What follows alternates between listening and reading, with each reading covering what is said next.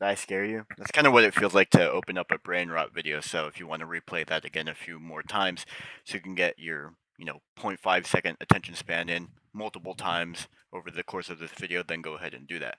But today I want to talk about dead internet theory, what it is, how can we prepare for the future if this theory becomes sort of a reality, which it definitely looks like it is.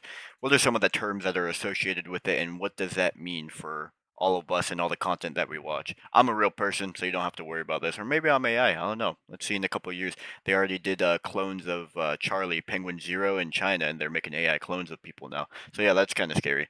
So what is dead internet theory? So in short, the dead internet theory proposes that all of the activity will have some sort of bot or basically there is a lot more bots online than there are humans, and that is associated between the consumption and usage of humans versus bots, basically. So there are bots producing a lot more content, and there are a lot more bots actively using the internet than there are humans producing content, which is like any sort of I guess by content we mean like data, any sort of data type and file, um, that is hosted on the internet or that is made, that we see. Obviously there's two types of the internet that we see and that we don't see.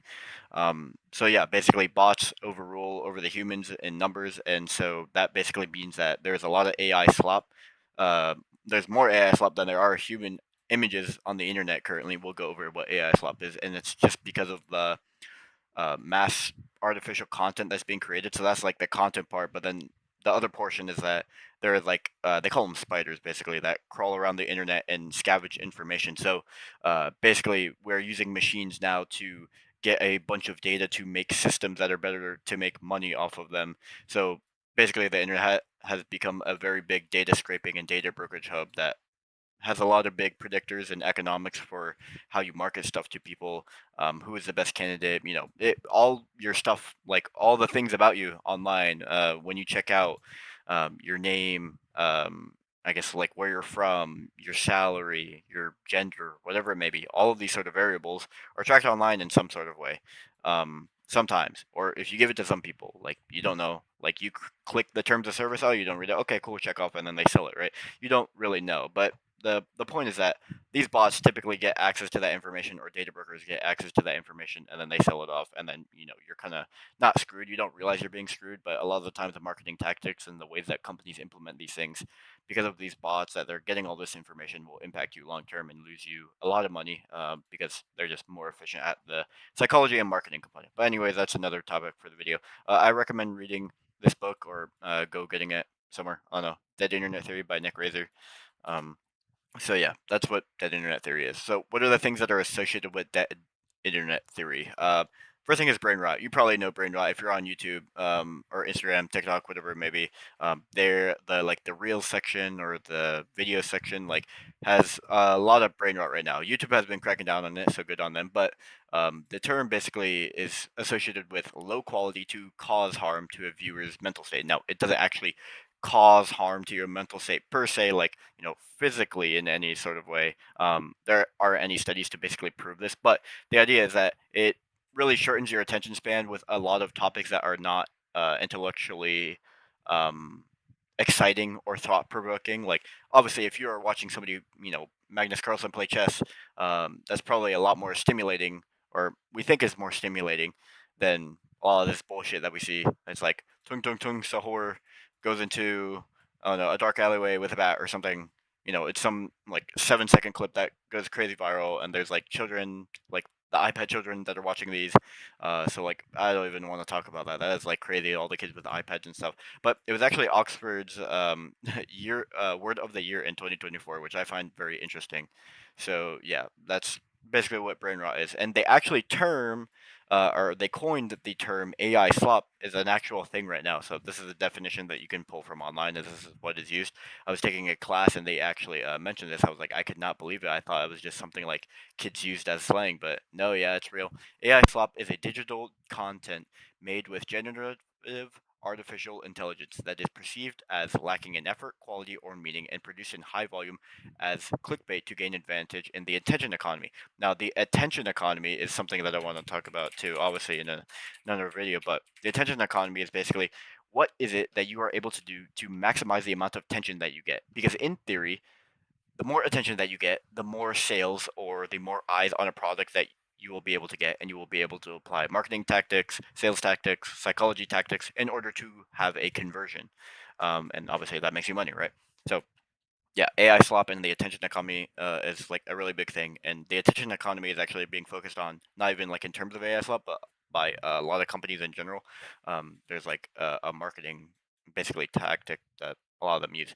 But in any case, AI slop, I think, based on this definition, really devalues the skills of actual creators. Like there are more AI slop videos being pushed out than the actual authentic content that people put a lot of the time into, so they're kind of getting screwed. And the reason that YouTube is doing that is because they make more money.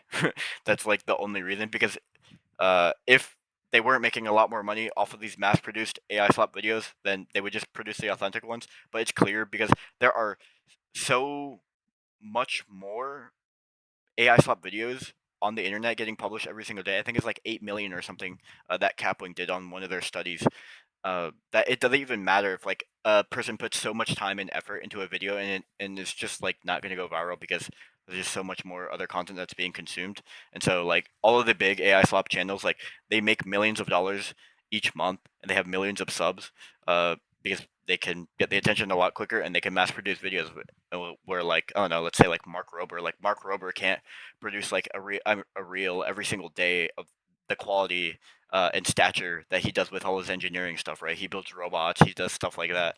So like AI can't really do all that, um, but it can make very sloppy videos that people will engage with, like a baby on the stroller with a bat and Tung Tung Tung Sahur. So yeah. So what do I think the consequences of this are? I think these are the main things that basically come to mind, right? These four. Shorter attention spans. I saw a paper published recently that talked about how I think like the goldfish attention span is around 8 seconds and humans are 7 seconds now. So we officially have less attention span than the average goldfish. So that's interesting. So that's probably not a very good thing. We want to be able to hyper focus on things and be able to, I don't know, talk about them, ask questions, turn our brains on. I don't know. I just think that's a good thing that we should have. Um, modal collapse or model collapse. Model collapse is basically when, let's say, you have an AI, and it's producing some output, and that output was obviously based off of a bunch of things from the internet and data. Then you feed that model's output back into it like a loop, and it's trained on it. And so it will basically just have a bunch of biases within itself, and it will just keep on training itself on the same data, and it'll basically just collapse on itself because it won't know, it will only know one thing to be true, and that's static. And if that one thing is wrong, then yeah, that entire model is like kind of screwed. It's like saying 1 plus 1 is 3. I train the model, and then I put that in 1 plus 1 is 3, and then I ask it what's 1 plus 1, and I get 3. I'm like, what the hell? Okay, that's not right. I know 1 plus 1 is 2. So it kind of just like will screw itself, and it will only have one set of outputs for every possible input, right? Public opinion can manufacture at scale. So with a lot of these, you can actually like make brain rot sort of political sort of videos are things that can skew a lot of people's public opinion. So this is kind of like jeopardizes like this sort of democracy, at least in the U.S., right? Because you will see a lot of the current presidential candidates or people involved within the government actually have social media platforms and they mass produce a lot of videos. Now, it's not particularly brain rot, but they start to use content as their advantage because they know a lot of younger viewers kind of view it and take it a little bit more seriously than like the boomers or people like before them, right? So you can really influence, like, let's say there is an account that is just posting clips of Donald Trump saying a bunch of good things, and it's highly edited, and those go viral. That can sway a lot of people's opinion, surprisingly, on TikTok, which I find very um, interesting. I mean, a lot of people on TikTok, and I think, yeah, that's just like an interesting way to weaponize content and brain rot. Yeah, I saw that recently. It breaks the human internet promise. The internet was obviously originally created. At first as I guess an American intelligence sort of like interactive space, or maybe that was Tor or something like that. But in any case, it was not meant for bots, and there are more bots than humans.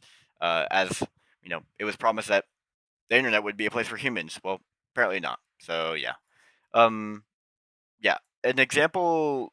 This is the most recent example that I could find. So it's basically a love fruit island. So I don't really follow the TV series or anything like that, but apparently there are series where it's like Love Island, and you put a bunch of people on an island, and they try to, I guess, like I don't know, get together or something like that. In any case, they made these people made a mass-produced episode series on TikTok. They gained, what is it, like 1 million followers and hundreds of thousands of likes on 8 videos, in just 30 days or something like that. And they made a shit ton of money, and they are still making a lot of money. And so they completely branded it. And just from these AI videos, like these aren't even the high ones. I couldn't find the exact one, but like 833, 255. Like this is only the fifth video. Like this is extremely hard to do. For those who don't know, like to get a video to go extremely viral this quickly requires some insider information or just extremely well put together like targeting and planning. Um, so yeah, it takes people like months or days posting numerous times a day just to get these sort of numbers. So yeah, pretty impressive stuff and pretty scary that it can be replicated as well, as by the many other duplicates that came after it. So yeah, yeah, that's dead internet theory. Let me know if you have any questions.